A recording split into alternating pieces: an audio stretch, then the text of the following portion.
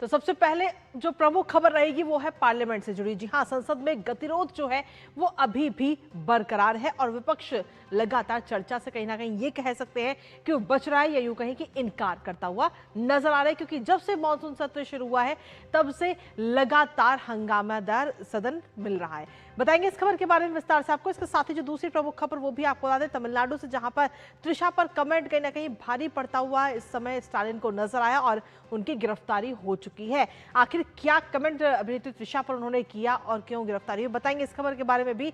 साथ ही जो तीसरी प्रमुख खबर वो है झारखंड से जुड़ी। जी हां, देर आए दुरुस्त वाले हाल झारखंड के अंदर, क्योंकि सरकार अब जागी है और कमेटी बनाने का जिक्र सरकार की तरफ से किया गया है, ये फैसला लिया गया है। लेकिन क्या कमेटी बनाने के बाद में क्या इंसाफ मिल पाएगा छात्रों को, यह सवाल इस समय लगातार झारखंड के अंदर उठता हुआ नजर आ रहा है। बताएंगे इस खबर के बारे में भी विस्तार से आपको। तो चलिए शुरुआत पहली और प्रमुख खबर के साथ।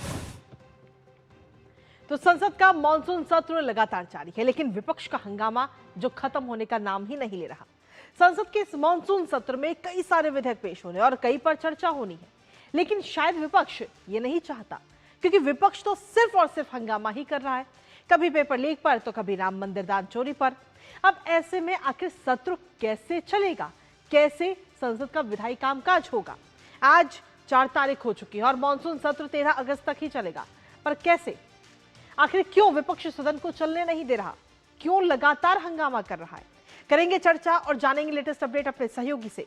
उससे पहले आपको दिखाते हैं 2 तस्वीरें आज के सदन की, लोकसभा और राज्यसभा, जो दोनों ही आज हंगामेदार देखने को मिले, क्योंकि विपक्ष कहीं ना कहीं चर्चा से इनकार करता हुआ इस समय नजर आ रहा है।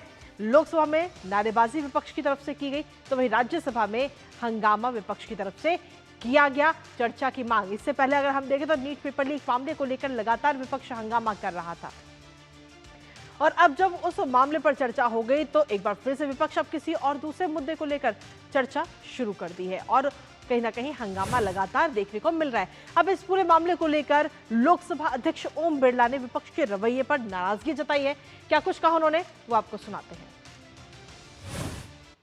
सभी माननीय सदस्यों से मेरा हमेशा आग्रह रहा है कि प्रश्नकाल के अंदर सहयोग करें। माननीय सदस्य प्रश्न पूछता है,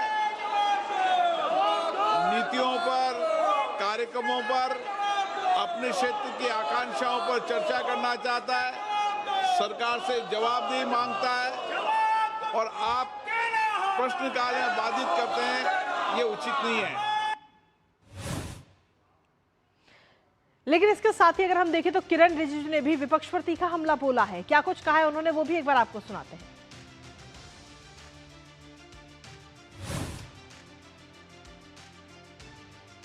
समाजवादी हमेशा भगवान राम को गाली देते रहते हैं ये लोग, और ये लोग राम मंदिर का विरोध करते रहते थे और दुनिया को बताते हैं कि राम कंपनी है, भगवान राम को ये मानते नहीं है।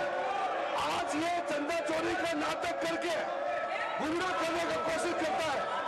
ये भगवान राम का विरोधी है, भगवान राम का विरोधी कांग्रेस और समाजवादी और कम्युनिस्ट पार्टी क्या बात करते हैं? दरियालू आंसू बहा करके देश को गुमराह नहीं कर सकते।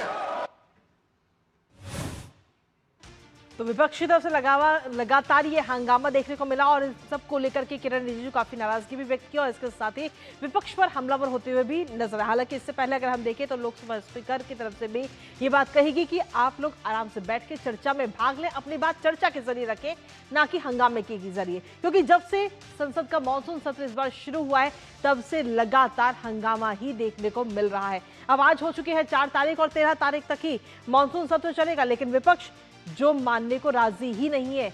और नीट पेपर लीक को लेकर चर्चा हो चुकी है, लेकिन अब विपक्ष ने अपना नया रवैया अपना लिया है। अब कभी किसी मुद्दे को लेकर तो कभी किसी मुद्दे को लेकर विपक्ष लगातार हंगामा कर रहा है और सदन को चलने नहीं दे रहा है, जिससे ये जरूर नजर आता है कि विपक्ष जो जरूरी मुद्दे हैं, देश से जुड़े हुए जो मुद्दे हैं, आम लोगों से जुड़े हुए जो मुद्दे हैं, उनसे चर्चा करने से विपक्ष पीछे हटता हुआ नजर आ रहा है, या यूं कहें कि विपक्ष इनकार कर रहा है, क्योंकि लगातार जो जनता से जुड़े हुए मुद्दे हैं, उनसे जुड़े जो विधेयक हैं, उन्हें पेश करना है सदन में, लेकिन अगर इसी तरीके से हंगामा लगातार सदन में होता रहेगा, चाहे लोकसभा की हो या राज्यसभा की हो, तो आखिर विधेयक को कैसे पेश किया जाएगा, कैसे सदन का जो कामकाज है वो पूरा होगा, जो विधायी कामकाज है। लेकिन सवाल वही कि आखिर विपक्ष क्यों पीछे हटता हुआ नजर आ रहा है। हमारे साथ हमारे सहयोगी कुमार आलोक इस वक्त जुड़ गए हैं, सीधा उनका रुख करेंगे ताजा अपडेट के लिए।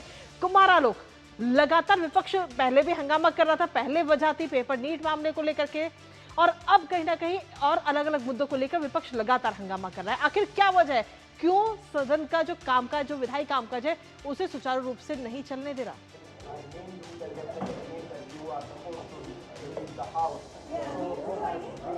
देखिए, जब नीट पेपर लीक का मामला आया तो विपक्ष ने कहा कि नहीं, इस पर जल्दी से जल्दी चर्चा हो। सरकार तैयार थी और उस पर चर्चा करने के लिए तैयार थी, लेकिन काफ़ी शोरगुल हुआ विपक्ष की ओर से। आखिरकार जब विपक्ष तैयार हुआ, चर्चा में भाग लिया विपक्ष ने, तो जब पूरी चर्चा जब समाप्त हुई और बिल पास हुआ, परीक्षा संशोधन विधेयक, तो उसमें अगर आप देखें विपक्षी नेताओं ने जो बोला, जो वक्तव्य उन्होंने दिया या जो उन्होंने चर्चा में भाग लिया, तो वो उस पेपर लीक और जो परीक्षा संशोधन विधेयक में क्या क्या सलाह दी जा सकती है सरकार को, क्या क्या संशोधन किया जा सकता है, सरकार को क्या सलाह दी जा सकती है, तो इन सब पर ना बोलकर विपक्षी सदस्यों ने पूरी तरह से उसको एक राजनीतिक एजेंडा बना दिया।